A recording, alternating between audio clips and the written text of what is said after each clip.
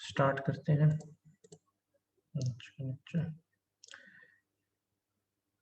अच्छा, तो जैसे कि हम बुक को फॉलो कर रहे हैं, तो उसमें ये चैप्टर 1 में लास्ट या सेकंड लास्ट टॉपिक है जिसको हम करेंगे।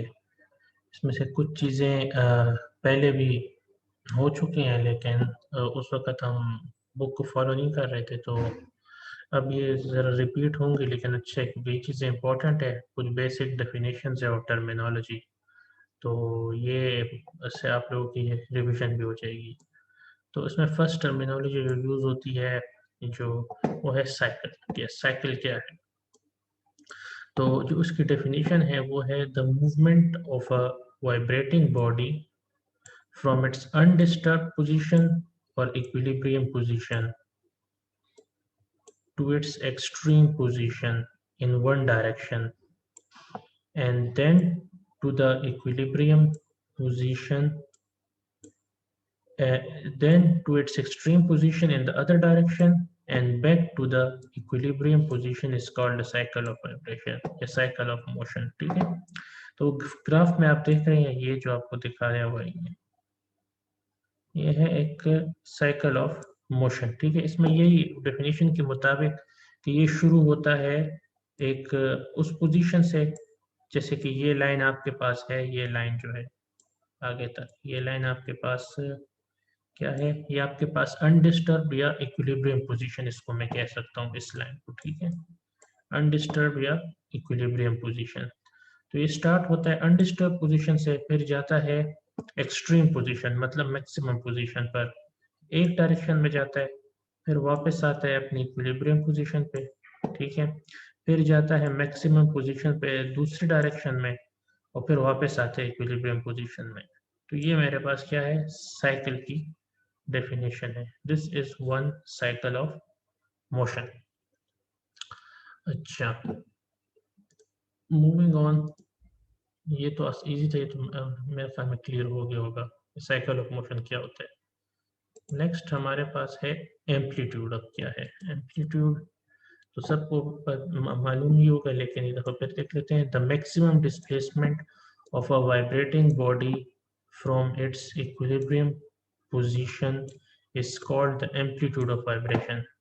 यहाँ पर ये ए जो है मेरे पास, ये एम्पलीट्यूड है, maximum position from equilibrium position of a vibrating body.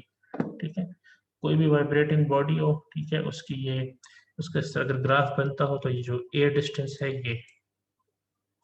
ये होगा हमारे पास एम्पलीट्यूड ऑफ वाइब्रेशन। सही है,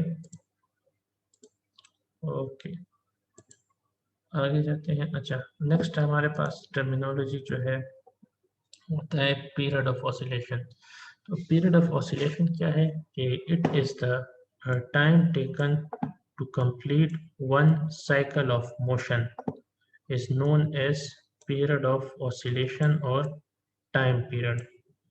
ठीक है, तो अगर मेरे पास एक बॉडी है वो सर्कुलर पोजीशन में, लेट सपोज कि ये पी एक मेरे पास एक बॉडी है, वो एक सर्कुलर पोजीशन में घूम रही है, तो उसकी अपनी एक फ्रीक्वेंसी होगी ओमेगा।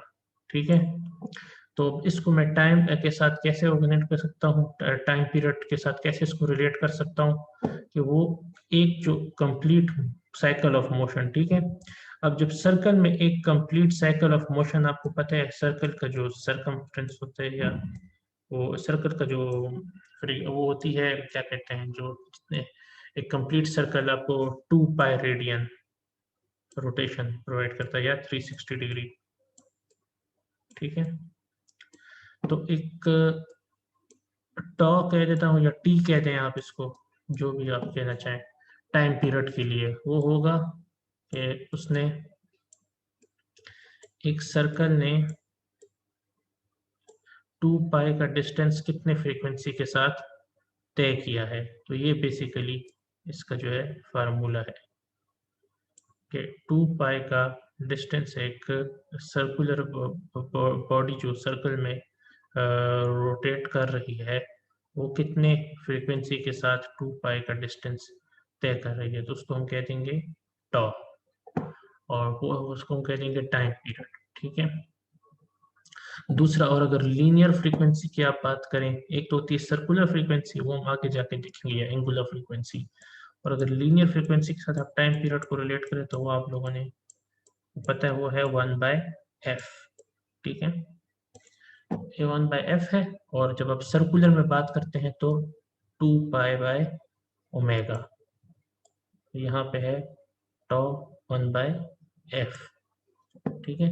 ये एंगुलर का केस है, एंगुलर या सर्कुलर फ्रीक्वेंसी का। और ये वाला है जब आपके पास नॉर्मल फ्रीक्वेंसी है, लीनियर फ्रीक्वेंसी।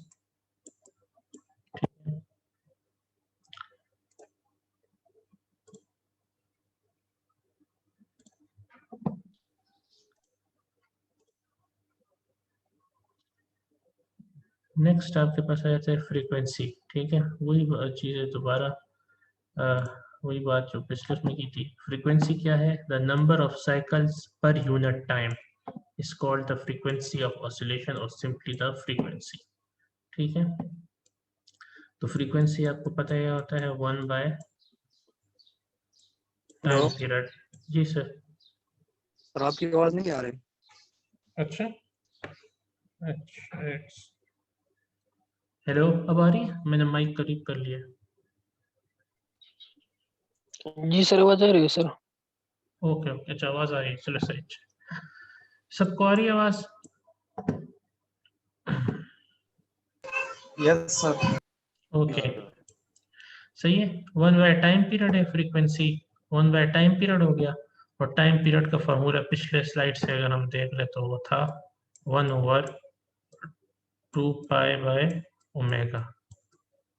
तो ओमेगा यहाँ पे ऊपर चला जाएगा डिनोमिनेटर में, तो ω/2π। तो इस तरह आप जो है नॉर्मल फ्रीक्वेंसी या लीनियर फ्रीक्वेंसी को सर्कुलर फ्रीक्वेंसी के साथ रिलेट कर सकते हैं, ठीक है। तो इससे अगर मैं सर्कुलर फ्रीक्वेंसी का फार्मूला निकालना चाहूँ इससे, तो वो हो जाएगा omega is equal to 2πf, ठीक है। ये फार्मूला दोनों को आपस में रिलेट भी करता है, सर्कुलर फ्रीक्वेंसी ओमेगा को, और नॉर्मल फ्रीक्वेंसी या लीनियर फ्रीक्वेंसी एफ, ठीक है। तो ये थी अच्छा, इसको क्लियर कर देते हैं। Moving on. अच्छा, अब फ्रीक्वेंसी ऑफ ऑसिलेशन में हमारे पास एक अगर क्वेश्चन है कि what is the frequency of a wave, what is the frequency if a wave completes it's cycle in 0.5 second, ठीक है। ये एक वेव है मेरे पास, ये 0.5 सेकेंड में एक साइकिल तय करता है, और 1 सेकेंड में ये आप देख सकते हैं, अंदाजा भी लगा सकेंगे कि ये 2 साइकिल तय कर लेता है, ठीक है। तो फ्रीक्वेंसी क्या होता है कि number of cycles in number of cycles per unit time, मतलब 1 सेकेंड में ये कितने साइकिल तय करता है। और यहाँ पर जब देख सकते हैं कि फ्रीक्वेंसी है 2 साइकिल्स इन 1 सेकेंड, ठीक है। और साइकिल्स पर सेकेंड को मैं हर्ट्स भी कह सकता हूँ, hertz is equal to 1 hertz अगर मैं कहूँगा तो उसका मतलब है 1 साइकिल पर 1 सेकेंड, ठीक है। तो बाय डेफिनेशन फ्रीक्वेंसी को मैं क्या कह रहा हूँ, is equal to one by time taken to complete 1 cycle, जैसे कि पिछला हमने किया था 1/τ या 1/t, जो भी आप कहें इसको, उससे फर्क नहीं पड़ता। तो अगर एक वेव है वो 1 साइकिल कंप्लीट करता है 0.5 में, f इज इक्वल टू 1/0.5, तो ये मेरे पास क्या जाता है 2 हर्ट्स। 2 हर्ट्स का क्या मतलब है 2 साइकिल्स पर सेकेंड। तो इस फार्मूले से भी इस हम डायग्राम से भी हम फार्मूला हम निकाल सकते हैं कि अगर एक वेव है वो 0.5 सेकंड में 1 साइकिल कवर कर रहा है तो उसकी फ्रीक्वेंसी क्या होगी। फ्रीक्वेंसी हम 1 सेकंड में करते हैं, तो अगर 0.5 सेकंड में वो 1 वेव कर रहा है 1 साइकिल, तो 1 सेकंड में वो 2 साइकिल कंप्लीट करेगा। तो इससे ये फार्मूला डिराइव हुआ है इसी उससे, ये जो हम फार्मूले बार बार यूज करते हैं 1/tau, ठीक है। तो अगर किसी को फार्मूला मतलब भूल जाए तो इस तरीके से भी वो फार्मूले को इमेजिन कर सकता है। अब आ जाते हैं हम एंगुलर फ्रीक्वेंसी पे, ठीक है। एंगुलर फ्रीक्वेंसी है सर्कुलर फ्रीक्वेंसी। अब एक वेव है या साइकिल है इन सर्कल, ठीक है। उसको आप मतलब यहाँ पे विजुअलाइज करें, ये सर्कल है, ठीक है। यहाँ ए से बी तक मैं जा रहा हूँ, फिर बी से सी तक, ठीक है। एक साइकिल कंप्लीट कर रहा हूँ, जैसे ये ए से बी और बी से सी, ये 1 सेकेंड में हो रहा है, ठीक है। ओके, तो complete angle of a circle होता है हमारे पास 360 डिग्री या 2 पाई, और circle completes it's revolution in 360 degree या 2 पाई रेडियन में, ठीक है। सिंस एंगुलर फ्रीक्वेंसी को हम मेजर करते हैं रेडियंस में, और हम इसको डिग्री में मेंशन कर सकते हैं, लेकिन जो इसका नॉर्मल यूनिट है वो ऐसा यूनिट में हम इसको रेडियन में मेजर करते हैं। तो इससे हमें क्या पता लगता है कि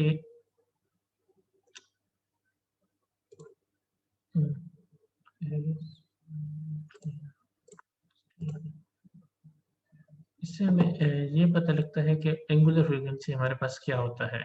एंगुलर फ्रीक्वेंसी होता है omega is equal to angle displacement in one cycle, ठीक है। Angular displacement in one cycle divided by time period taken to complete one cycle, ठीक है। तो जैसा कि मैं कह सकता हूं कि angular displacement in one cycle या एक वन सर्कुलर मोशन में होगा 2 पाई, और टाइम पीरियड मेरे पास आ जाता है टी, वो डिपेंड करता है कि कितना टाइम लेता है। तो इससे हम क्या कह सकते हैं कि अगर if a cycle completes in 1 second then omega is equal to 2 pi by T, T में आप 1 पुट कर दें तो वो आपके पास आ जाएगा 2 पाई रेडियन पर सेकेंड, ठीक है। सही है। अब एंगल को अब इसका जो यूनिट आएगा आपके पास ओमेगा का, ठीक है। थीटा का यूनिट आपके पास क्या होगा, जो एंगुलर डिस्प्लेसमेंट है उसका यूनिट आपके पास होगा रेडियन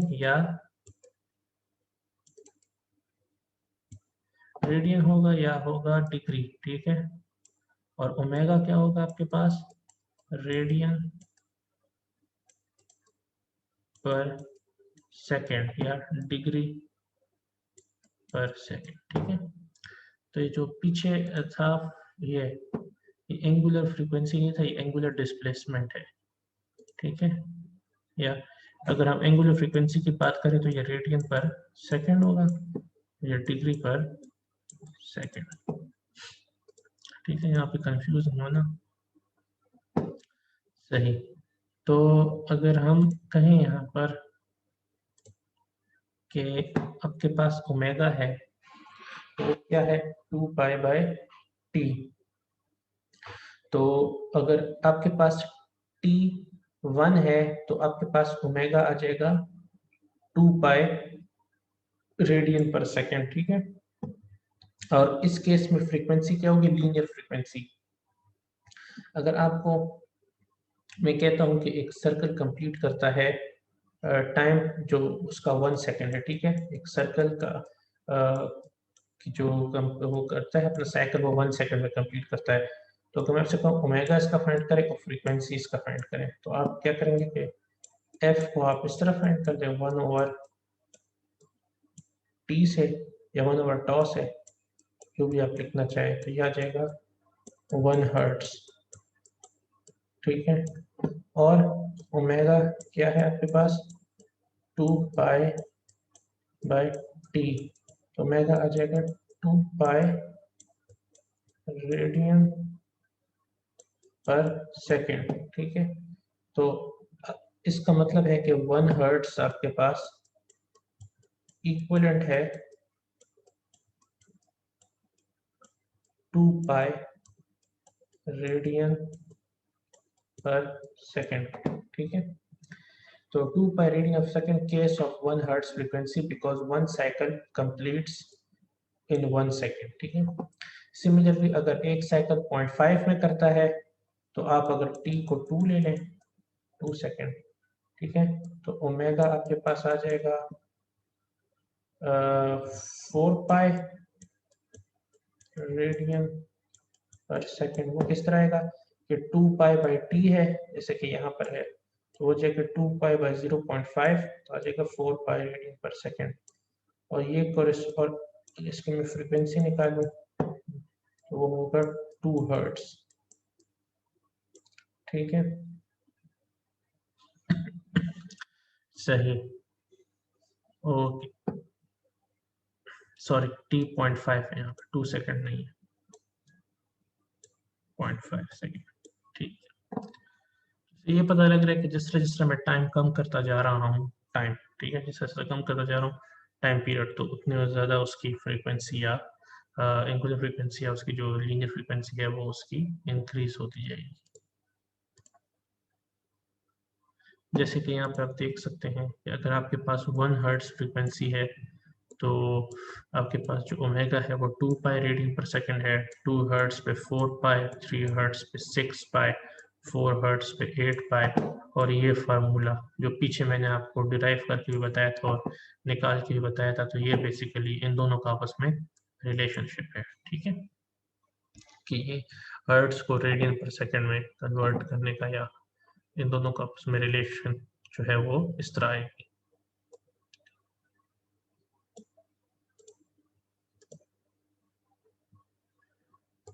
एक हमारे पास टॉपिक है फेज।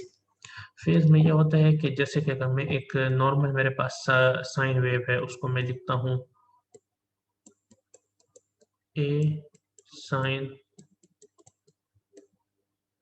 ओमेगा टी, ठीक है। तो जिस तरह को पता है साइन के साथ ब्रैकेट में हमेशा थीटा आता है और थीटा हमारे पास होता है ओमेगा टी के बराबर, ठीक है। तो मैं थीटा को ओमेगा टी लिख सकता हूँ, ठीक है। और इसका अगर हम ग्राफ देखें इस इक्वेशन का, तो ये ऐसे बनेगा हमारे पास। क्यों? क्योंकि नॉर्मल जो इक्वेशन होती है हमारे पास वो इस फॉर्म में होती है, y is equal to a sine omega T plus phi. Phi क्या होता है हमारे पास? एक कांस्टेंट फेज डिफरेंस होता है कि ये ग्राफ आया कहाँ से शुरू हो रहा है, ठीक है, मतलब किस एक जगह से शुरू हो रहा है। अब यहाँ से शुरू हो रहा है या यहाँ से शुरू हो रहा है, कहाँ से शुरू हो रहा है ग्राफ, ठीक है। तो ये मुझे एक उसका फेज डिफरेंस बताएगा। तो अब ये जो इक्वेशन है इसमें फेज डिफरेंस मेरे पास क्या है? जीरो। जब फेज डिफरेंस जीरो होगा तो ये बिल्कुल इधर इस कोऑर्डिनेट से बिल्कुल जीरो से शुरू होगा और इसी तरह का एक अपना साइकिल पूरा करेगा, ठीक है। ये दोनों सेम वेव्स हैं लेकिन इनके डिफरेंट फेजेस हैं। और अगर मैं फेज दे दूं पाई बाय 2, ठीक है, तो फिर ये ग्राफ जो है आपका यहाँ से शुरू होगा, लेकिन ग्राफ सेम होगी, सिर्फ आपका जो फेज एंगल है या कांस्टेंट फेज डिफरेंस है वो आपका पाई बाय 2 आ जाएगा इस केस में। तो सिमिलर बस ये फार्मूला है, इसमें आपने पुट करना है तो जो फाई की वैल्यू है, और आपने उसका जब आप ग्राफ प्लॉट करेंगे तो वो ऐसे बनेगा। अगर ये माइनस आप कर दें माइनस पाई बाय 2, तो आपका जो ग्राफ है वो इधर पीछे से इधर से नेगेटिव उसमें से स्टार्ट हो जाएगा। तो यही फेज का बेसिकली आपके पास कॉन्सेप्ट है, फेज। अब all the variables in equation 1 are constant except time. For continuous wave we need variable term t, ठीक है। अब वो भी बता रहा है इसमें कि आपके पास जो आपके पास क्या कहते हैं इक्वेशन 1 से हमें ये पता लग रहा है कि इसमें सिर्फ जो वेरिएबल है वो मेरे पास टाइम है, ठीक है, टाइम। बाकी ओमेगा भी कांस्टेंट है, एंगुलर फ्रीक्वेंसी भी कांस्टेंट है और फेज डिफरेंस भी कांस्टेंट है। ये दोनों चेंज नहीं हो रहे हैं, सिर्फ टाइम जो है वो मेरे पास एक वेरिएबल क्वांटिटी है। तो जब मेरे पास टाइम वेरिएबल क्वांटिटी है तो एक कंटिन्यूअस वेव बनाने के लिए मुझे टाइम को चेंज करूंगा। मैं टी की वैल्यू 0 से आगे बढ़ाता जाऊंगा तो मेरे पास एक जो है वेव वो इस तरह कंटिन्यूअस वेव बनता जाएगा। ठीक है, जैसे कि टी में 0 पे पुट करूँ, टी में 5 पुट करूँ, टी में 1 पुट करूँ, 2 3 4 इस तरह से मेरे पास ये एक वेव कंटिन्यूसली बनती जाएगी, जैसे कि आप कोई भी कर्व बनाते हैं। ठीक है, उसके लिए आप टाइम के उसके आगे आप एक वैल्यू पुट करते हैं इंडिपेंडेंट की और उसमें आप डिपेंडेंट चीज़ों की वैल्यू डालते हैं, तो उसी तरह एक आपके पास ग्राफ बनता है।